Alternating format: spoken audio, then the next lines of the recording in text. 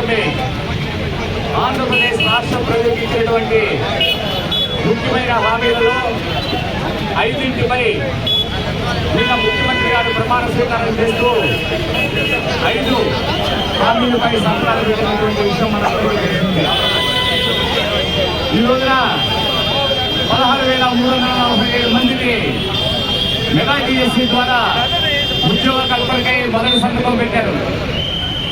తదుపరి అన్నా క్యాంటీన్ని పేద బడుగు బలహీన వర్గాలు ఈ రోజున పట్టణంలో వివిధ రకాలైనటువంటి పనుల నిమిత్తం గవర్నమెంట్ ఆఫీసులకు వచ్చినప్పుడు వారికి హోటల్కి వెళ్ళి తినాలంటే వారు మొయ్యలేని భారం.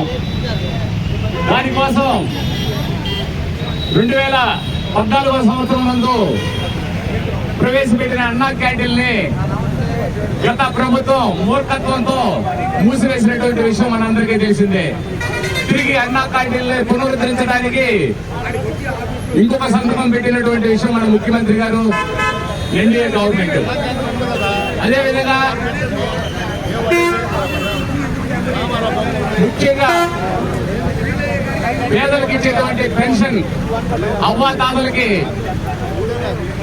అదేవిధంగా అంగవైకల్యం ఉన్నటువంటి దివ్యాంగులకు ఇస్తున్నటువంటి 3,000 రూపాయల పెన్షన్ ని 4,000 రూపాయలు చేస్తూ ఆ రోజు మాట ఇచ్చినటువంటి నారా చంద్రబాబు నాయుడు గారు ఈ రోజున దానిపై సంతకం పెట్టారు.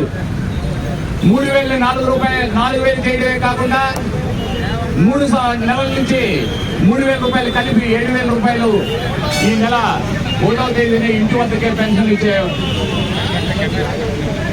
వసతి కల్పించారు. అదేవిధంగా వికలాంగులకు 4,000 రూపాయలు ఇస్తున్నటువంటి పెన్షన్ ని 6,000 చేస్తూ ఈ 3 నెలల కాలానికి 6,000 రూపాయలని అదనంగా కలిపి 10,000 రూపాయలుగా 12,000 రూపాయలుగా అది కూడా 1వ తారీఖున ప్రతి ఇంటి వద్దకు పెన్షన్ ఇచ్చే మార్గం చూశారు. అదేవిధంగా ఈ రోజున నిరుద్యోగ యువత ఎటువంటి నైపుణ్యం లేక ఉద్యోగాలు రాక ఇబ్బంది పడుతున్నటువంటి విషయం మనందరికీ తెలిసిందే. నైపుణ్య కల్పన కోసం ఇంకొక సంతకం చేశారు.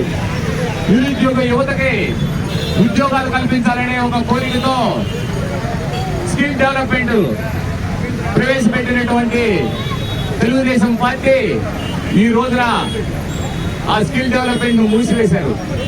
తిరిగి స్కిల్ డెవలప్మెంట్ ని యువతకు అందించాలనే ముఖ్య ఉద్దేశంతో, మంచి ఉద్దేశంతో ఇంకొక సంతకం స్కిల్ డెవలప్మెంట్ మీద, నైపుణ్య శిక్షణ మీద పెట్టినటువంటి విషయం మనం అందరం చూసాం. అదేవిధంగా ఏదైతే రైతులకి,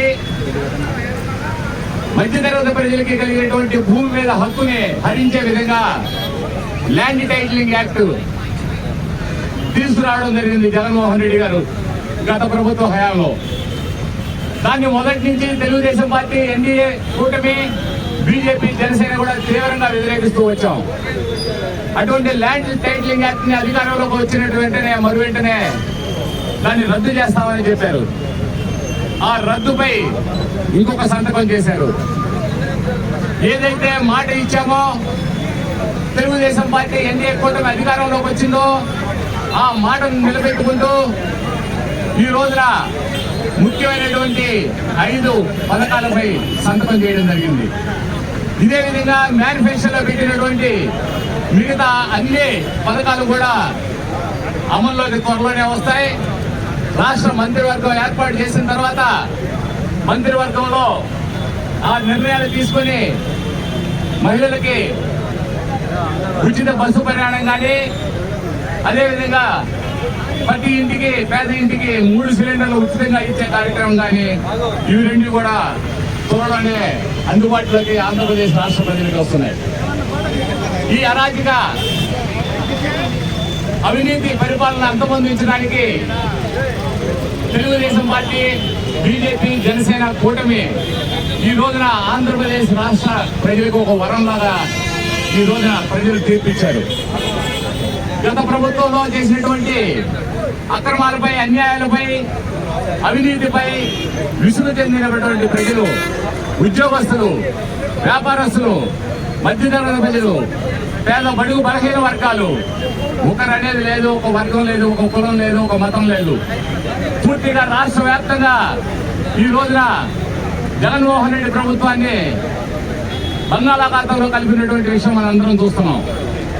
తెలుగుదేశం పార్టీ ఉమ్మడి ఎజెండాతో ఎన్డీఏ కూటమిలో ఎన్డీఏ నాయకులైనటువంటి నరేంద్ర మోడీ గారి యొక్క సహకారం ఈ రోజున కేంద్ర ప్రభుత్వం ప్రధానమంత్రి గారి యొక్క నరేంద్ర మోడీ గారి సహకారంతో ఇక్కడ తెలుగుదేశం పార్టీ, జనసేన, బీజేపీ ఉమ్మడి రాష్ట్ర ప్రభుత్వం ఇటువంటి పేద ప్రజలకు, రాష్ట్ర ప్రజలకు మేలు చేసే విధంగా మంచి కార్యక్రమాలు ముందు కూడా తీసుకొస్తామని ఈ సందర్భంగా తెలియజేసుకుంటున్నాం.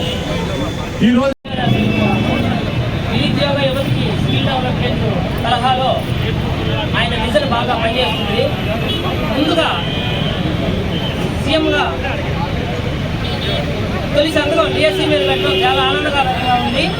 16,000 పైచిలకు డిఎస్సీ ఉద్యోగాలను నిరుద్యోగులకు అందించిన నారా చంద్రబాబు నాయుడు గారికి ముందుగా నిరుద్యోగుల నుండి ధన్యవాదాలు తెలుపుతున్నాము.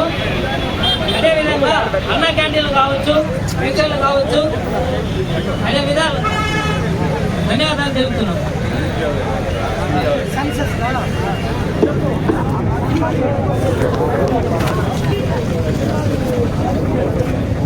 చెప్పమ్మా.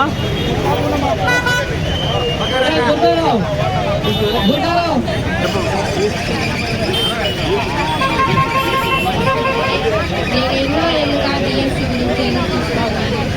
ఈనాటికి నాకు నెరవేరింది. మెగా డిఎస్సీతో శాశ్వత పరిష్కారం చంద్రబాబు నాయుడు గారు చూపించారు. ఈ డిఎస్సీతో నేను జాబ్ గ్యారంటీగా పెట్టానని నమ్ముతున్నట్టుంది. జగన్ సార్ వాళ్ళు చంద్రబాబు నాయుడు గారు వేసిన డిఎస్సీ చేశారని ఆయనంతటా ఆయన ఇంతవరకు ఏ డిఎస్సీ వదలలేదు. చంద్రబాబు నాయుడు గారు మళ్ళీ వచ్చి మాకు డిఎస్సీ